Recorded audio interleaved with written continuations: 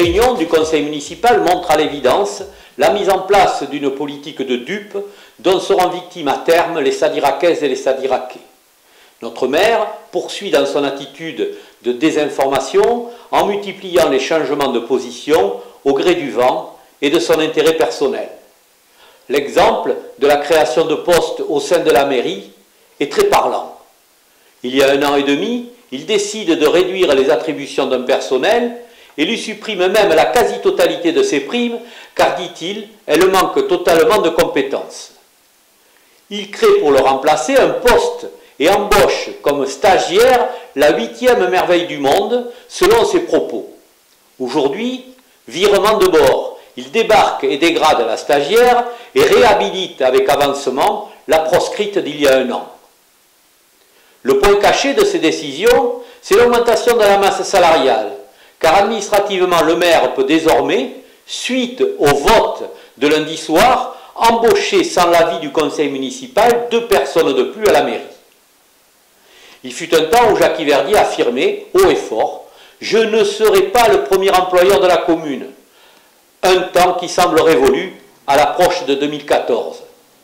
Pour ma part, j'ai refusé ces manipulations en votant contre, car il n'existe aujourd'hui aucun document fiable disponible à la mairie qui présente l'évolution de la masse salariale de la commune. Autre point, loisirs jeunes en créonais. Lors de la réunion du 30 septembre 2010, notre maire affirme haut et fort que cette structure LJC n'a plus sa place à Sadirac. Un manque criant de place oblige à penser autrement, car les conditions d'accueil ne sont pas bonnes. Pensez-vous, il est impensable d'accueillir des jeunes en vacances dans une école où rien n'est conforme, conclut-il.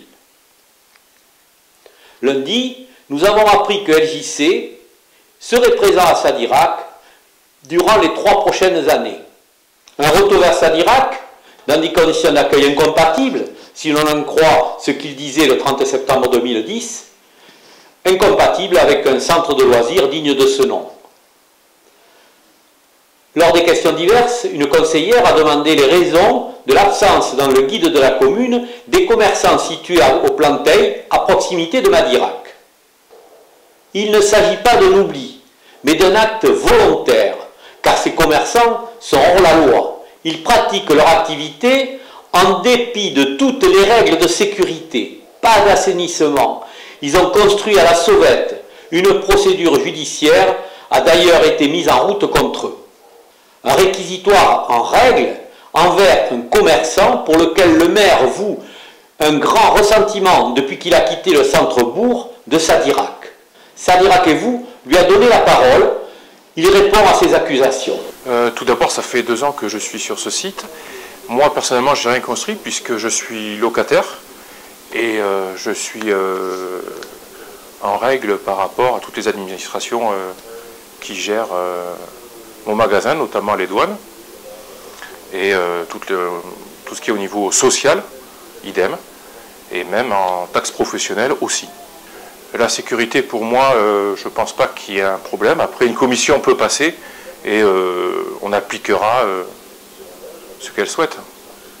L'assainissement, paraît-il, n'existe pas sur ce centre. Bon, moi, je suis que locataire, hein, donc ça, c'est pas tellement mon problème, mais d'après ce que je sais, il a été fait et il a été jugé aux normes.